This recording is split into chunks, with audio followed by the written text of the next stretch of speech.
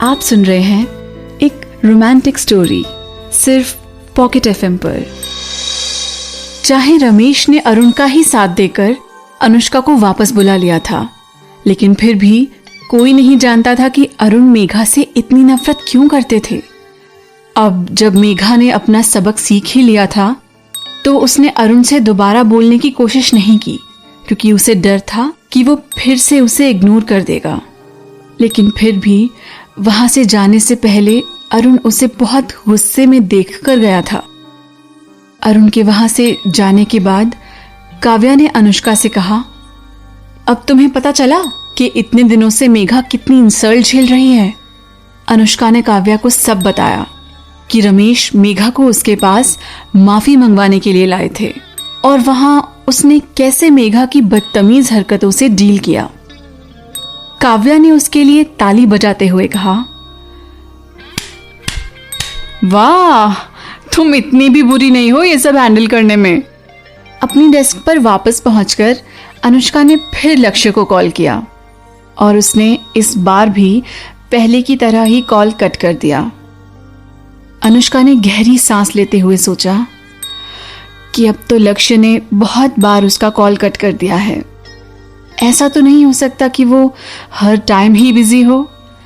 अब उसे लग रहा था कि शायद वो उससे नाराज है, लेकिन इतने बड़े इंसान से उसने ऐसे बच्चों की तरह गुस्सा होने की उम्मीद नहीं की थी। इसीलिए अनुष्का ने एक मैसेज टाइप किया, लक्ष्य, सॉरी कि पहले मैंने तुम्हें गलत समझा। मैं तुमसे माफी मांगना चाहती हूँ। इसका हमारे काम से कोई मतलब नहीं है।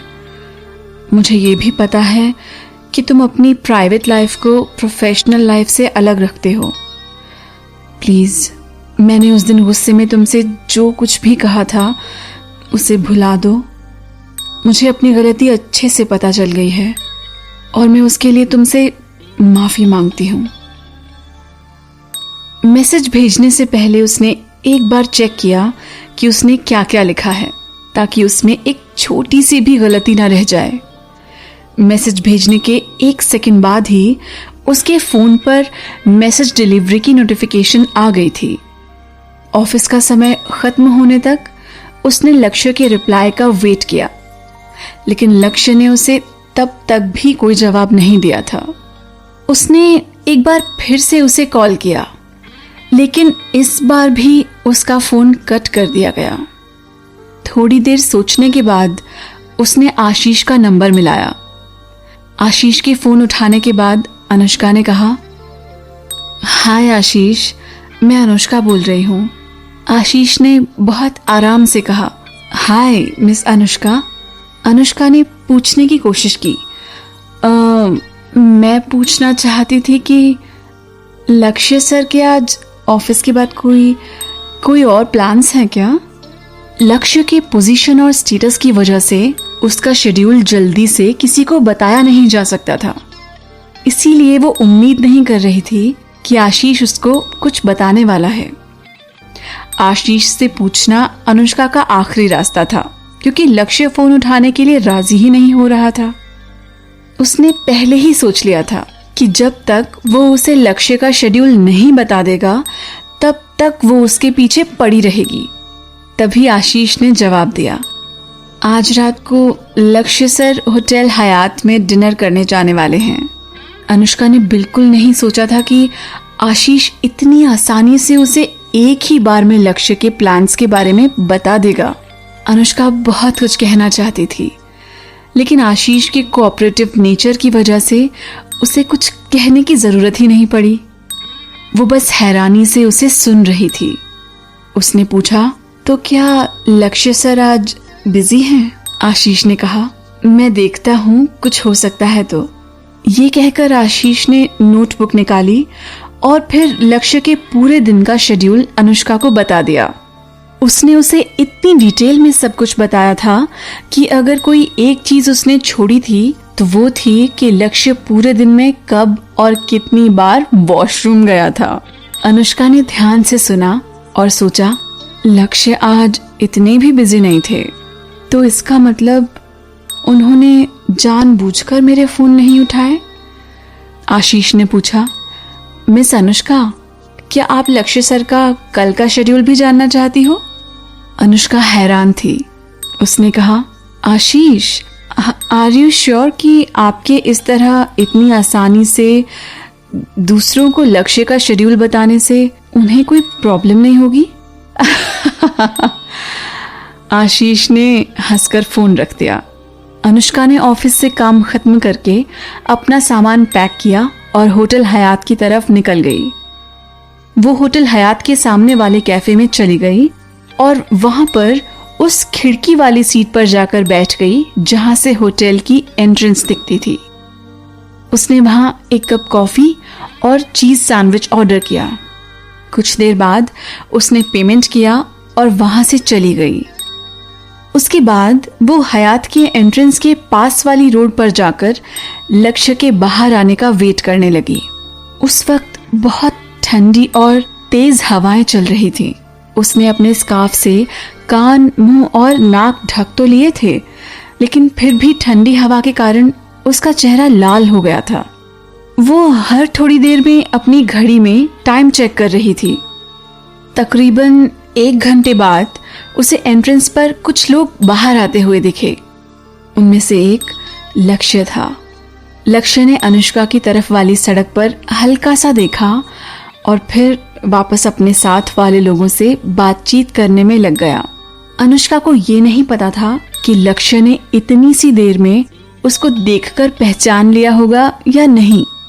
वो देख सकती थी कि लक्ष्य ने अपने साथ खड़े एक आदमी के कान में कुछ कहा।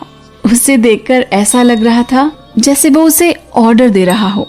फिर उस इंसान ने सिर हिलाया और वहां से चला गया। वहां खड़े बाकी के लोग उसके क्लाइंट्स लग रहे थे। उनमें से एक तो शराब के नशे में सीधे से खड़ा भी नहीं हो पा रहा था। उसको 2 लोगों ने पकड़ कर रखा था। वो दोनों भी काफी नशे में थे। जब तक उन लोगों की गाड़ी दरवाजे तक नहीं आई, तब तक वो सब लोग वहीं खड़े रहकर बात कर रहे थे। जैसे ही गाड़ी आई, वैसे ही उन सब ने एक दूसरे को बाय किया और फिर गाड़ी में बैठकर चले गए। उसके बाद लक्ष्य सीढ़ियों से नीचे आया और अनुष्का की तरफ गया। वो उसके सामने खड़ा हुआ था, लेकिन उसके आगे की तरफ ऐसे देख रहा था जैसे कि वो उसको दिख ही नहीं रही हो। अनुष्का ने लंबी सांस ली। ठंडी हवा की वजह से उसका जुकाम और बढ़ गया था। उसने उसे आवाज लगाई, लक्ष्य सर। उसी वक्त होटल का वॉलेट लक्ष्य की कार ले आया था और उसने बहुत इज्जत से उसको दोनों हाथों से चाबी दी। लक्ष्य अनुष्का को पूरी तरह से नजरअंदाज करके उसके पास से गुजरकर अपनी कार की तरफ जाने लगा। अनुष्का इतनी बेचैन थी कि वो मुड़ी और उसने लक्ष्य को उसकी स्लीव से पकड़कर कहा, लक्ष्य, आई एम सॉरी। मैं यहाँ तुमसे माफी मांगने आई हूँ। मैंने तुम्हें गलत समझा और मैं तुमसे इसके लिए माफी मांगती हूँ। लक्ष्य रुक गया और मुड़कर काफी देर तक अनुष्का को घूरता रहा। उसके इस तरह से देखने से अनुष्का घबरा गई थी। कुछ देर बाद लक्ष्य ने आखिरकार अपना मुंह खोला और अनुष्का से पूछा, तुम्हें ड्राइविंग आती है? अनुष्का ने सिर हिलाते हुए कहा, हाँ आती है। हालांकि उसके पास खुद की कार नहीं थी, लेकिन उसने जॉब ढूंढते वक्त अपने लिए ड्राइविंग लाइसेंस बनवा लिया था। लक्ष्य ने अनुष्का को गाड़ी की चाबी दी और कहा, तो आज गाड़ी तुम चलाओगी। मैंने शराब पी रखी है, इसलिए मैं ड्राइव नहीं कर सकता और मेरे सिर में दर्द भी हो रहा है। अगर तुम्हें मुझे कुछ कहना ही है तो तुम मुझे घर छोड़ने के बाद कह सकती हो। अनुष्का 2 सेकंड के लिए ब्लैंक हो गई थी। उसको लक्ष्य में से शराब और सिगरेट की स्मेल आ रही थी। जो लोग लक्ष्य के साथ थे, उनमें से केवल लक्ष्य ही था जो थोड़ा होश में था। अनुष्का ने पूछा, तुम्हारा ड्राइवर कहाँ है? लक्ष्य ने कहा, मुकेश छुट्टी पर है, उसकी तबीयत खराब है। लक्ष्य जवाब देने के बाद मुड़ा और बिना हिचकिचाए कार की दूसरी तरफ चला गया। उसने पैसेंजर सीट का दरवाजा खोला और जाकर अंदर बैठ गया।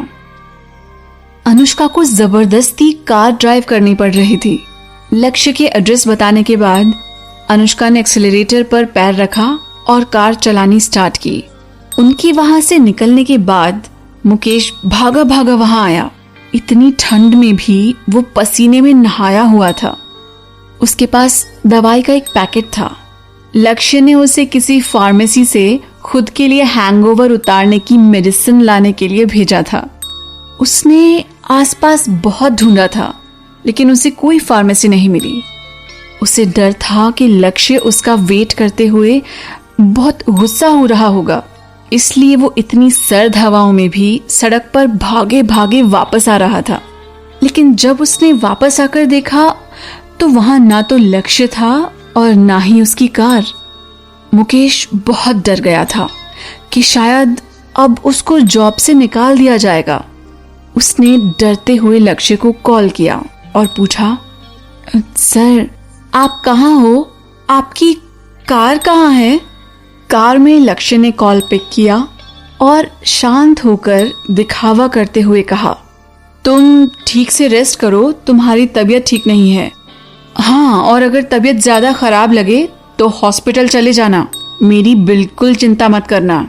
ये कहकर लक्ष्य ने फोन काट दिया। मुकेश हैरान होकर फोन देखने लगा कि कहीं उसने गलत नंबर तो नहीं डायल कर दिया था। वो सोचने लगा, ये सर किस बारे में बात कर रहे थे? मुकेश ने मदद के लिए एक फोन किया। आशीष सर, वो लक्ष्य सर। दूसरी तरफ गाड़ी में लक्ष्य फोन रखने के बाद वापस चुप हो गया था। अनुष्का को गाड़ी में बहुत अजीब लग रहा था और उसे समझ नहीं आ रहा था कि लक्ष्य ने उसे माफ कर भी दिया है या नहीं। वो चुपके से नजरें तिरछी करके लक्ष्य को देख रही थी। बहुत हिम्मत जुटाने के बाद आखिरकार उसने बोला, सोचा नहीं था कि लक्ष्य खन्ना अपने एम्प्लॉयज का इतना ध्यान रखते होंगे। लक्ष्य ने सख्त आवाज में जवाब दिया, तभी तो मेरे सारे एम्प्लॉयज मेरी इतनी इज्जत करते हैं। अनुष्का उसका जवाब सुनकर एकदम से इमरजेंसी ब्रेक लगाने वाली थी, लेकिन उसने ऐसा नहीं किया और वो हैरानी से लक्ष्य को देखती रही। अनुष्का ने मन में सोचा, कोई इंसान इतना घमंडी कैसे हो सकता है? तभी लक्ष्य ने अनुष्का को देखते हुए पूछा, इस तरह से क्या देख रही हो? अनुष्का ने फटाफट बात बनाते हुए कहा, कुछ नहीं, मैं बस सोच रही थी कि तुम्हारे जैसे अच्छे बॉस के साथ काम करना कितना अच्छा होगा। वो लक्ष्य को साफ उसके मुंह पर ये नहीं बोल सकती थी कि उसे वो बेहद घमंडी लगता है। लक्ष्य ने अजीब तरह से रिस्पॉन्स किया। उसने अपनी आंखें बंद की और उसे देखकर ऐसा लग रहा था जैसे वो कुछ सोच रहा है। अनुष्का ने सोचा कि उसके का मतलब समझने की कोशिश करना अपनी ही मेहनत को खराब करने के बराबर है, इसलिए उसने बीच में ही बात छोड़ दी। लक्ष्य के घर पहुंचने के बाद अनुष्का गाड़ी को पार्क करने के लिए सीधा बेसमेंट में ले गई। गाड़ी पार्क करने के बाद वो लक्ष्य के साथ लिफ्ट में जाने लगी। वो बिल्कुल एक अटेंडेंट की तरह पूरा रास्ता सिर नीचे करके उसके पीछे पीछे चल रही थी। घर के अंदर जाने के बाद लक्ष्य ने सारी लाइट्स ऑन की और लाइट्स ऑन होते ही अनुष्का लक्ष्य के घर के इंटीरियर्स को देखती रह गई। घर का इंटीरियर डिजाइन बहुत ही सिंपल लेकिन काफी अट्रैक्टिव था। वहां हर चीज ब्राइट लेकिन क्लासिक कलर्स की थी, लेकिन घर का डिजाइन और इंटीरियर बिल्कुल ऐसा था जैसे कि अक्सर लड़कों को पसंद आता है। लड़कियों की पसंद की तो वहां छोटी मोटी घर सजाने तक की चीजें नहीं थी।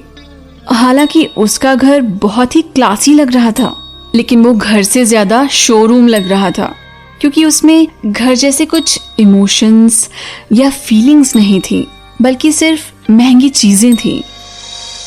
इस कहानी में आगे क्या होगा जानने के लिए सुनते रहिए पॉकेट FM।